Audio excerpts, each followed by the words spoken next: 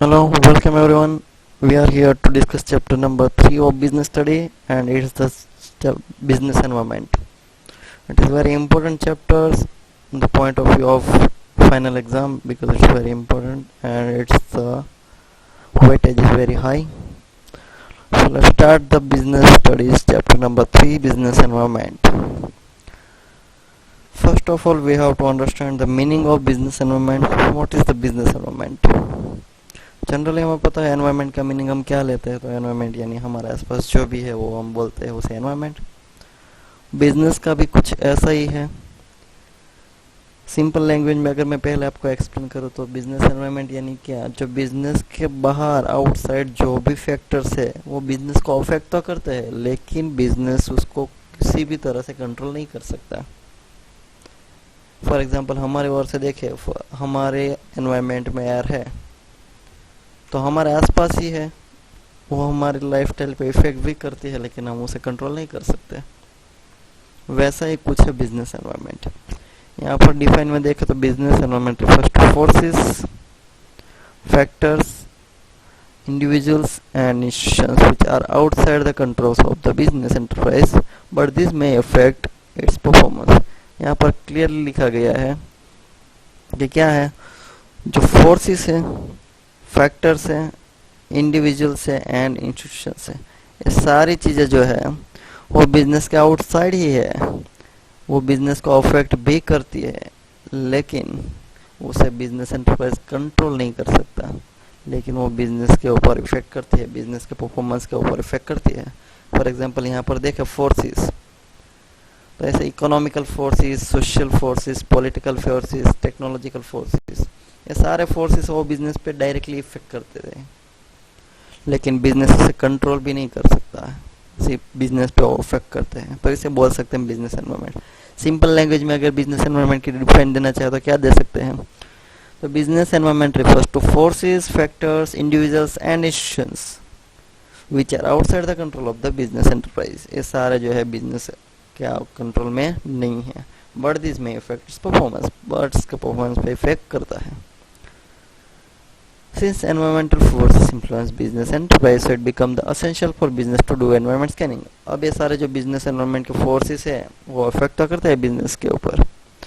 तो forces कौन कौन से हैं, उसमें क्या चल रहा है, वो सारा ध्यान में लेने के लिए या फिर उसे समझने के लिए बिजनेस को करना पड़ता है एनवायरमेंट स्कैनिंग। अब एनवायरमेंट स्कैनिंग यानी क्या, तो उसकी भी डिफाइन दी गई है नीचे। Environment scanning refers to complete awareness and understanding of business environment. Simple दो ही वर्ड में पूरी डिफाइन है। हमें क्या करना है, जो बिजनेस एनवायरमेंट है उसके बारे में समझना है, यानी उसके बारे में अवेयरनेस होनी चाहिए, और वो बिजनेस एनवायरमेंट को हमें अंडरस्टैंड करना है यानी समझना है। तो सिंपल बोल सकते हैं हम एनवायरमेंट स्कैनिंग। अगर जो भी बिजनेस ने एनवायरमेंट स्कैनिंग कर लिया प्रॉपरली, जिसने भी समझ लिया, उसके बिजनेस में बहुत ही बेनिफिट हो सकता है, क्योंकि प्रॉपरली माय एनवायरनमेंट उसे पता है, तो according to environment they can change in the business enterprise. यहाँ पर दिखा गया है फीचर्स ऑफ बिजनेस एनवायरनमेंट। अब बिजनेस एनवायरनमेंट के फीचर्स कौन कौन से हमने डिफाइन में देखा, उसी के ऊपर से हमें पता चल जाएगा। सबसे पहले बताया गया है टोटलिटी ऑफ एक्सटर्नल फोर्सेस। अब हमने डिफाइन में ही देखा, ये देखो सारे जो फोर्सेस है, इकोनॉमिकल देख लो, सोशल देख लो, पॉलिटिकल देख लो, टेक्नोलॉजिकल देख लो, ये सारे फोर्सेस है, या फिर इंडिविजुअल देख लो या फिर इंस्टीट्यूट देख लो, सारे फोर्सेस है वो कैसे है, वो सारा एक्सटर्नल फोर्सेस है जो बिजनेस से कंट्रोल नहीं कर सकता।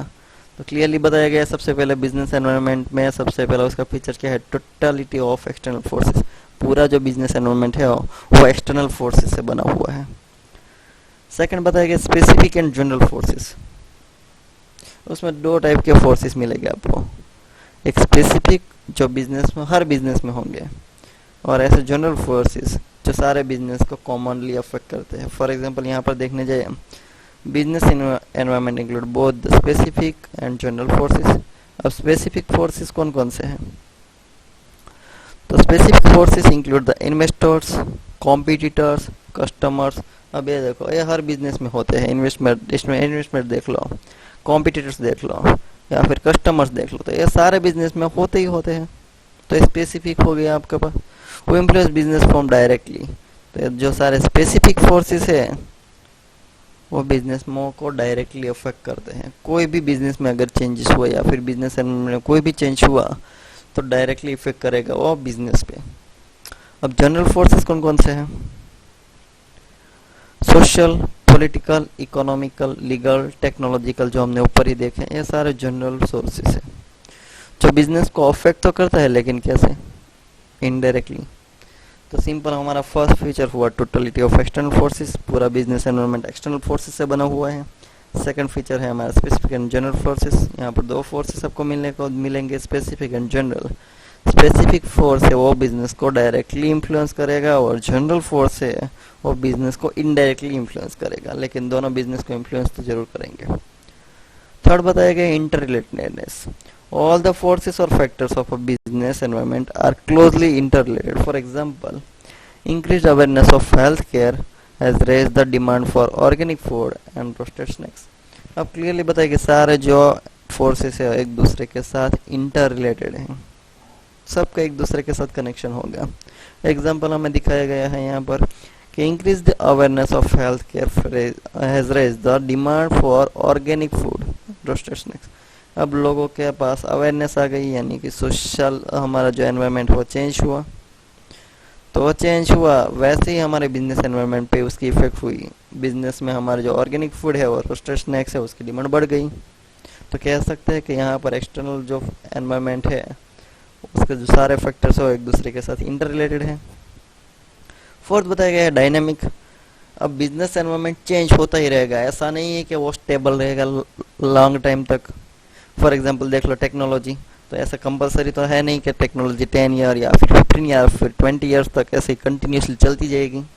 नहीं, टेक्नोलॉजी चेंज होती ही रहती है, और 15 डेज में या फिर 1 मंथ, 2 मंथ, 6 मंथ या फिर 1 ईयर में टेक्नोलॉजी चेंज होगी। Consumer fashions and taste. अब कोई भी कंज्यूमर देख लो, सबका टेस्ट एंड प्रेफरेंसेस थोड़े टाइम में चेंज होते ही रहेंगे, ऐसा कोई नहीं है शायद, हाँ होंगे बहुत कम ऐसे लोग जो लाइफ टाइम उसके टेस्ट एंड प्रेफरेंस चेंज नहीं होते। बाकी मोस्ट ऑफ जो कंज्यूमर्स होते हैं उसके टेस्ट एंड प्रेफरेंसेस चेंज होते रहते हैं। तो जैसे जैसे ऐसे टेस्ट एंड प्रेफरेंसेस चेंज हुए वैसे वैसे बिजनेस एनवायरनमेंट भी चेंज होता जाएगा। तो बोल सकते हैं बिजनेस एनवायरनमेंट डायनामिक है। बिजनेस एनवायरनमेंट में अनसर्टेनिटी कंप्लीटली बहुत ज़्यादा होती है। Business environment is uncertain as it is difficult to predict the future environmental changes and their impact with the full accuracy. अब हम आज बैठे बैठे तो ऐसा प्रिडिक्ट नहीं कर सकते कि कस्टमर की टेस्ट एंड प्रेफरेंसेस कब चेंज होंगे, मार्केट में टेक्नोलॉजी कब चेंज होगी, या फिर इकोनॉमी कब चेंज हो जाएगी, ऐसा कुछ भी हम प्रिडिक्ट नहीं कर सकते। और अगर कुछ भी हुआ तो उसकी इम्पेक्ट कितनी होगी बिजनेस के ऊपर, तो वो भी हमें प्रिडिक्ट करना बहुत ही डिफिकल्ट है। तो यहाँ पर फीचर्स हो गए कंप्लीट बिजनेस एनवायरनमेंट के, बहुत ही इजी है। सबसे पहला है totality of external forces, completely वो एक्सटर्नल फोर्सेस से बना हुआ है। सेकंड फीचर हमारा था specific and general forces. External environment में बिजनेस एनवायरनमेंट में 2 टाइप्स के फोर्सेस होते हैं। थर्ड बताया गया इंटर रिलेटेडनेस, मीन्स के जितने भी फोर्सेस है वो सारे फोर्सेस के बीच में एक दूसरे के साथ में रिलेशनशिप होते हैं। डायनामिक प्रोसेस है, डायनामिक एनवायरनमेंट है, कभी भी चेंज होता रहता है, और अनसर्टेनिटी फ्यूचर को प्रिडिक्ट करना पॉसिबल नहीं है। तो यहाँ पर फीचर्स हो गए बिजनेस एनवायरनमेंट के। आगे बढ़ते हैं। 6 बताया गया है हेल्प इन इम्प्रूविंग परफॉर्मेंस। अगर हमने सही तरह से बिजनेस एनवायरनमेंट को स्कैन कर लिया तो हो सकता है कि हमारा जो बिजनेस है उसका परफॉर्मेंस इम्प्रूव भी हो सकता है, क्योंकि हमें पता चल चुका है कि मार्केट में क्या डिमांड चल रही है, तो उसके अकॉर्डिंग ही हम अपने बिजनेस में चेंजेस लाएंगे। और मार्केट में जैसे चल रहा है सब कुछ वैसा अगर हमने प्रोडक्शन किया तो हो सकता है हमारा जो परफॉर्मेंस है वो इम्प्रूव भी हो, हमारा प्रोडक्शन भी बढ़े और हमारा प्रॉफिट भी बढ़ सकता है। तो ये सारे फीचर्स थे हमारे बिजनेस एनवायरनमेंट के। आगे बढ़ते हैं।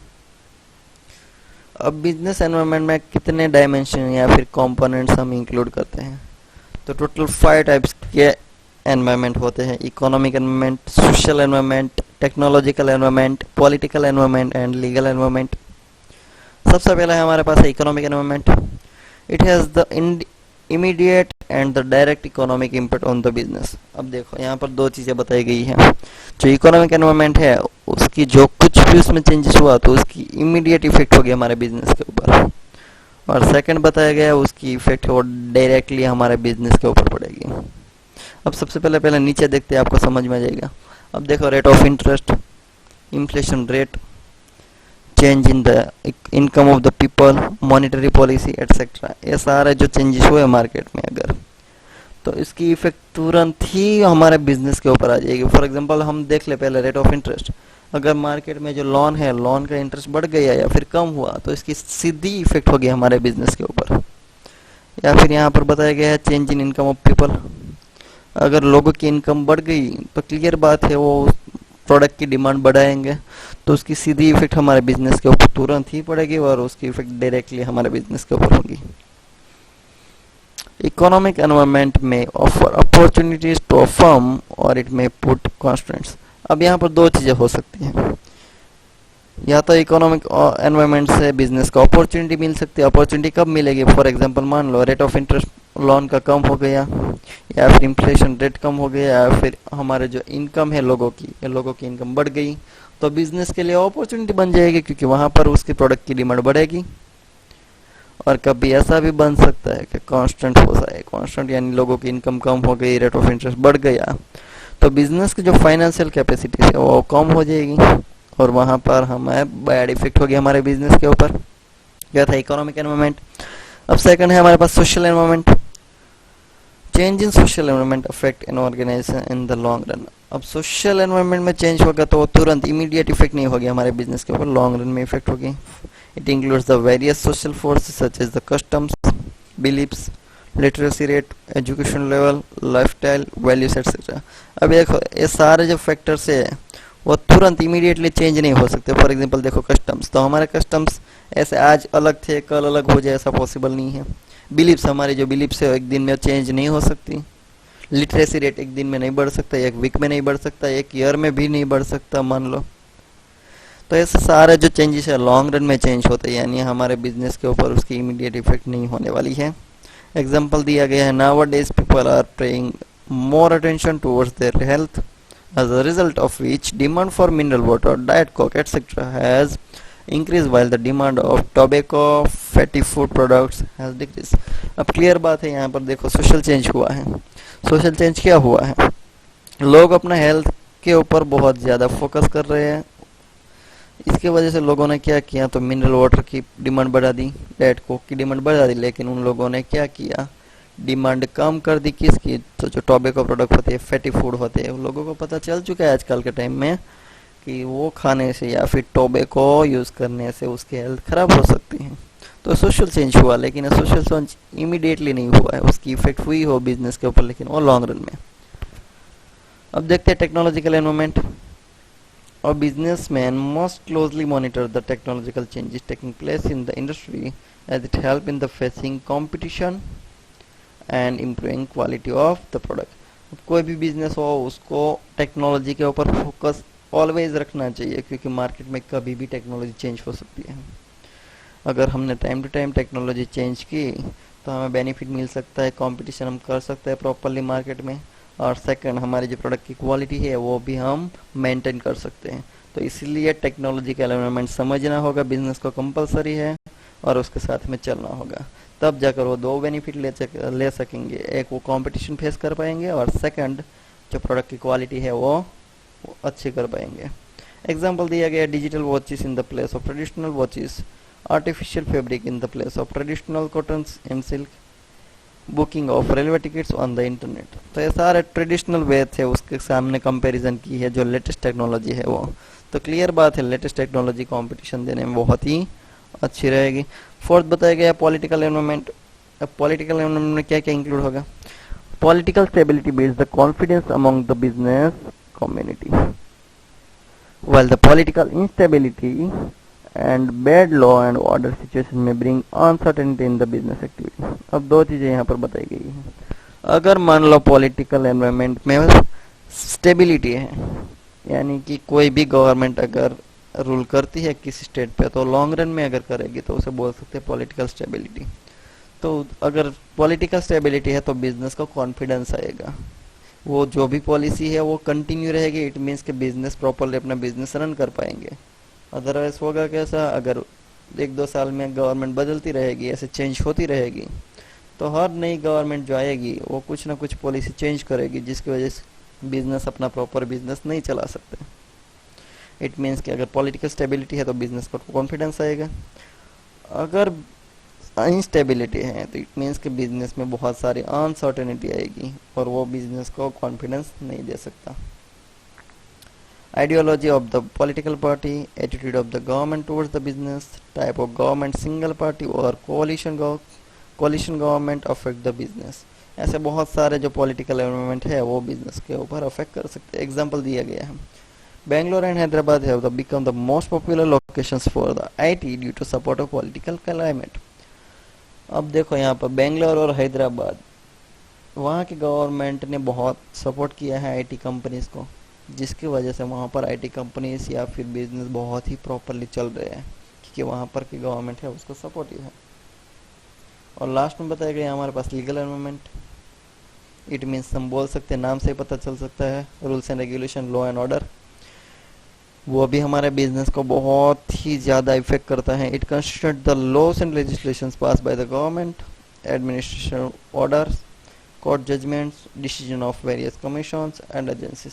तो ये सारे जो लॉस एंड रेगुलेशंस है वो इंक्लूड करते हैं हमारे लीगल एनवायरनमेंट में। Businessmen have to act according to the various legislations and their knowledge it is very necessary। अब कोई भी बिजनेस है तो लॉ एंड रेगुलेशंस बनाए हैं उसके अकॉर्डिंग ही चलना होगा उसे, और लॉ कभी भी ब्रेक नहीं करने चाहिए, अगर किया तो फिर उसे लीगली प्रॉब्लम आ सकती है। एग्जांपल दिया गया है हमारे यहाँ पर, advertisement of the alcoholic product is the prohibited and it is the compulsory to give statutory warning on the advertisement of the cigarettes। यहाँ पर गवर्नमेंट ने देखो दो रूल बनाए हुए हैं, एक तो जो अल्कोहल है वो प्रोडक्ट की एडवर्टाइजमेंट करना प्रोहिबिटेड है हमारे इंडिया में। सेकंड, टोबैको प्रोडक्ट है उसके ऊपर कंपल्सरी हमें एडवर्टीजमेंट देनी होगी। उससे क्या हो सकता है, कैंसर हो सकता है, आपने भी देखा होगा बहुत सारी जगह पर। तो ये सारे कंपोनेंट्स थे बिजनेस एनवायरनमेंट के, टोटल 5 कंपोनेंट्स है, economic environment, social environment, technological environment, political environment and legal environment. ये सारे जो है एनवायरनमेंट है उसकी डायरेक्ट या फिर इनडायरेक्ट इफेक्ट होती है हमारे बिजनेस के ऊपर। अब वहाँ पर हमारा टॉपिक खत्म हुआ बिजनेस एनवायरनमेंट का। अब नया टॉपिक स्टार्ट हो रहा है, features of the new economic policy, जो कि 1991 में बनी हुई थी। आप लास्ट ईयर शायद पढ़ चुके हैं 11th में, रिफॉर्म्स ऑफ 1991, वही है features of the new economic policy. अब न्यू इकोनॉमिक पॉलिसी बनी थी तो उसमें 3 पॉलिसी लाई गई थी, लिबरलाइजेशन, प्राइवेटाइजेशन एंड ग्लोबलाइजेशन, जिसे हम बोल सकते हैं एलपीजी। सबसे पहले देखते हैं लिबरलाइजेशन। लिबरलाइजेशन यानी क्या? Liberalisation refers to end of licence. यहाँ पर क्लियरली दिखाया गया, देखो यहाँ पर लाइसेंस का एंड कर दिया गया है, कोटा दिया गया था उसका भी एंड कर दिया गया, और many more restrictions and controls which were put on the industries before 1991। तो 1991 के ऊपर जो लाइसेंस लेने की बहुत ही डिफिकल्ट जो प्रोसेस थी वो ख़त्म कर दी गई। कोटा लगाया गया था वो कोटा हटा दिए गए, बहुत सारे ऐसे रिस्ट्रिक्शंस थे वो निकाल दिए, और जो कंट्रोल थे वो कम कर दिए। यानी कि ऑल ओवर देखने जाए तो हमारी गवर्नमेंट में बिजनेस के लिए बहुत सारे रास्ते ओपन कर दिए बिजनेस को एक्सपांड करने के लिए। लिबरलाइजेशन में गवर्नमेंट ने क्या क्या किया? सबसे पहले किया अबॉलिशिंग लाइसेंसिंग की जो प्रोसेस थी वो कम्प्लीटली निकाल दी, या फिर ऐसे बहुत ही जो लाइफ के लिए हजार्डस, जो लाइफ के लिए प्रॉब्लम क्रिएट कर सके ऐसी प्रोडक्ट हो, उसी के ऊपर लाइसेंस लेना कंपलसरी रखा, बाकी सारे जो प्रोडक्ट थी उसके ऊपर लाइसेंसिंग हटा दिया। सेकंड है freedom in deciding the scale of operation. पहले गवर्नमेंट के ऐसे रूल्स थे कि जो भी हमें ऑपरेशन यानी प्रोडक्शन डिसाइड करना है तो प्रोडक्शन की लिमिट थी, उस लिमिट के बाहर हम प्रोडक्शन नहीं कर पाते थे, तो ऐसी लिमिट हटा दी गई। थर्ड बताया गया removal of restriction on the movement of goods and service. एक जगह से दूसरी जगह मूवमेंट करनी थी गुड्स एंड सर्विसेज, तो वहाँ पर भी रिस्ट्रिक्शंस थे वो निकाल दिया गया। फोर्थ है freedom in the fixing price. अब पहले सारी प्राइस डिसाइड की जाती थी गवर्नमेंट की ओर से, अब जो रिस्ट्रिक्शंस था वो निकाल दिया गया, अब वो फिक्स प्राइस मार्केट में हो सकती है। आपने लास्ट ईयर ही देखा कि अब जो प्राइस मोस्ट ऑफली डिसाइड हो रही है परफेक्ट कंपटीशन में, वो प्राइस डिसाइड होती है मार्केट फोर्सेस के ऊपर से। उसके बाद है reduction in tax rates and unnecessary controls. Tax भी बहुत हाई था तो टैक्स कम कर दिया, बहुत जो अननेसेसरी कंट्रोल से वो हटा दिया गया। Simplifying procedure for the import and export. Import export करने के लिए तो बहुत सारे टाइप्स के लाइसेंस लेने पड़ते थे, बहुत लंबी प्रोसेस थी, वो पूरी कम्प्लीटली हटा दी गई है। And making it easy to attract the foreign capital. और ऑल ओवर गवर्नमेंट ने ऐसी पॉलिसी बनाई है जिससे हम फॉरेन कैपिटल को अट्रैक्ट कर सके। तो यह था लिबरलाइजेशन। अब देखते हैं प्राइवेटाइजेशन। प्राइवेटाइजेशन यानी क्या? तो privatisation refers to giving the greater role to private sector. Simple यहाँ पर क्या कर रहे हैं हम, प्राइवेट सेक्टर का रोल बढ़ा देते हैं and reducing the role of public sector. Public sector का रोल कम करके प्राइवेट सेक्टर का रोल हम बढ़ा रहे हैं। यानी कि जो भी बिजनेस के ऊपर अब तक गवर्नमेंट का रोल बहुत ही ज़्यादा था, वो रोल हमने कम कर दिया और वहाँ पर हमने प्राइवेट सेक्टर का रोल बढ़ा दिया। To execute the policy of privatisation government took the following step. तो प्राइवेटाइजेशन पॉलिसी को इम्प्लीमेंट करने के लिए गवर्नमेंट ने कौन कौन से स्टेप लिए? तो 3 स्टेप लिए। सबसे पहला step, disinvestment of the public sector. Public sector का जो इन्वेस्टमेंट गवर्नमेंट ने बहुत ज़्यादा किया था, वो इन्वेस्टमेंट गवर्नमेंट का कम हो गया, वहाँ पर कम इन्वेस्टमेंट बढ़ा प्राइवेट सेक्टर का। सेकंड है setting up the board of industrial and the financial reconstruction.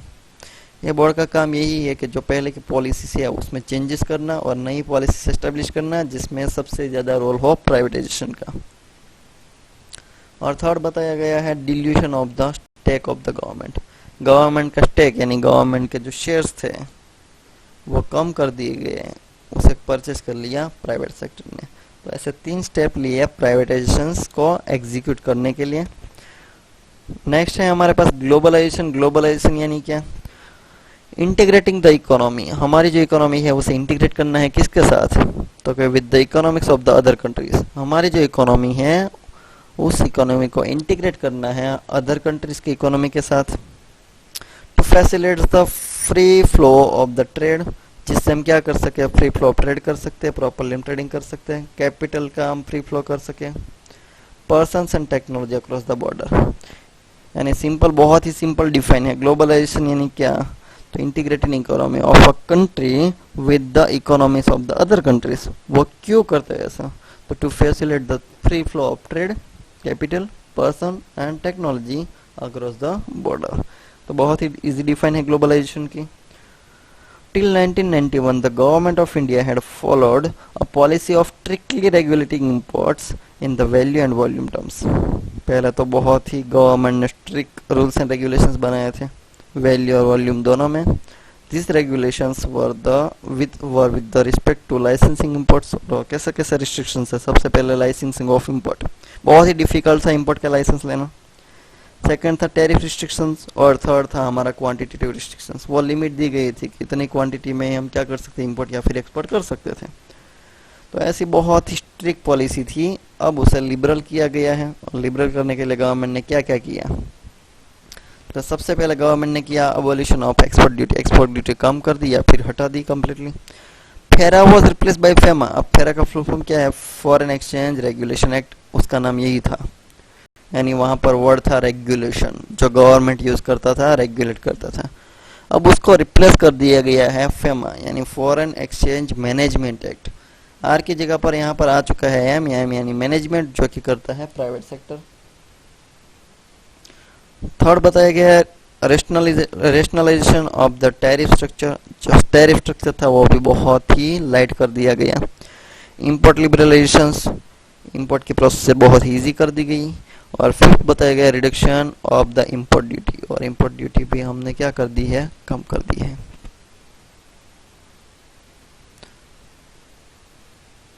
और अगला ये जो टॉपिक है impact of the government policy changes on the business and industry, वो हम नेक्स्ट लेक्चर में डिस्कस करेंगे। Thank you.